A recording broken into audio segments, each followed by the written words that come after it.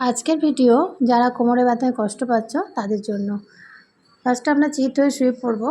একটা করে পা ঠিক এভাবে তুলব, তুলে 1 থেকে 10 কাউন্ট করব। ফার্স্টে ডান পা, তারপর বাঁ পা।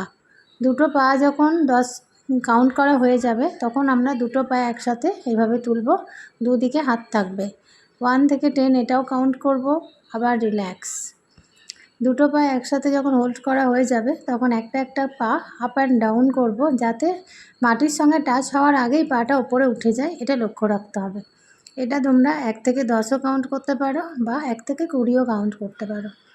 নেক্সট হচ্ছে পা 90 ডিগ্রি নিয়ে যাব। 90 ডিগ্রি থেকে অপোজিট হাতকে টাচ করব, আর মাথা থাকবে অপোজিটে। যে হাত দিয়ে পাটা ধরবো তার উল্টো দিকে আমরা তাকাবো। অন্য পায়েও ঠিক সেম করে নেব। 90 ডিগ্রি করব, 90 ডিগ্রি করে অপোজিট হ্যান্ডকে টাচ করব, আর আমরা অন্য দিকে ঘুরে তাকাবো। এখানে আমরা 10 সেকেন্ড হোল্ড করব। নেক্সট এক্সারসাইজে এলাম। উপর হয়ে শুয়ে গেছি।